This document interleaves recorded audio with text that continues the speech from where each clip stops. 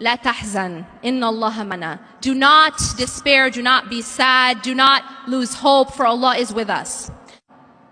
See, one of the most powerful stories to me is the story of Musa alayhi salam in front of the Red Sea.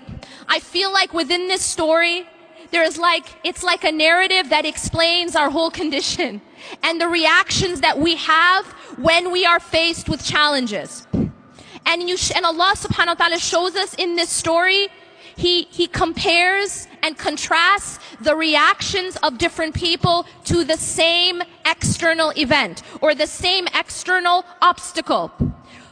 فَلَمَّا تَرَاءَ الْجَمْعَانِ قَالَ أَصْحَابُ مُوسَى إِنَّا لَمُدْرَكُونَ. When Musa alayhi salam is now trying to escape Pharaoh, there's a Pharaoh following behind with his army, and now him and his people are they're in front of the Red Sea, and there's an army behind them, and this is a superpower army, and they're a group of slaves, and now they're put in this very, very difficult situation. Do we find ourselves in a difficult situation just now? Yeah, kind of. We have only a couple more days, right?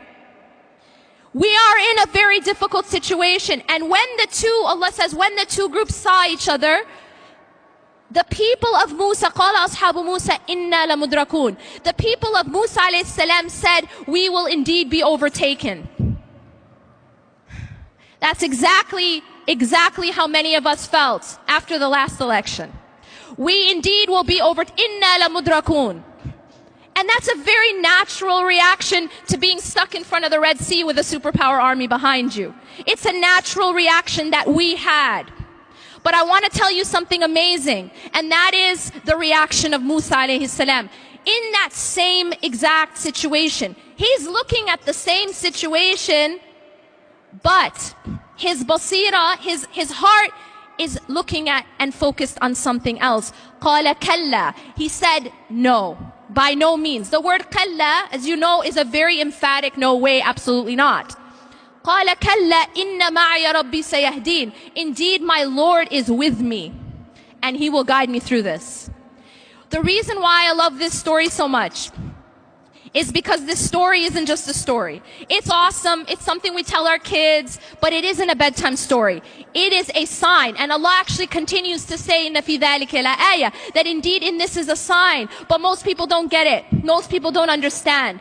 It is, you and I are never going to be in front of a large body of water with an army behind us, but we are going to be put in situations where we feel trapped, and we are going to be put in situations where we don't see a way out, and we feel that way just now. We feel that way politically. We feel that way socially to a large degree. But what's so powerful here is how was Musa alayhi salam able to respond in that way? How was he able to say, no, we will not be overtaken. No, I'm not going to be shaken. I'm not even worried that we're going to be overtaken. Why was he able to do that? And the answer is because his focus was not on the problem. His focus was not on the Red Sea, and his focus was not on the army. His focus wasn't on Trump. His focus was on Allah. His focus was that, no, inna ma'aya rabbi sayahdeen, my Lord is with me. And if Allah is with you, you don't have to worry. He will guide me through. Allah is teaching us a timeless lesson. We're gonna be put in situations where we feel trapped. That's a promise. We're gonna be put in situations that look impossible. And what also strikes me about his story is that he didn't know how he was gonna get out of that situation. It's not like people were going around splitting seas. This wasn't like a regular occurrence.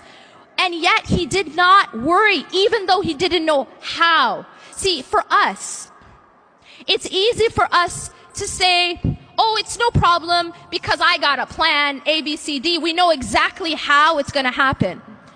But when you don't have any idea how it's going to happen and you still put your trust in Allah, that is tawakkul. He knew Allah is with me and He will guide me through. Now y'all are going to say, but what about doing our part? I know I'm at Mass. What about doing our part? And the reality is, what's so beautiful about this story is that although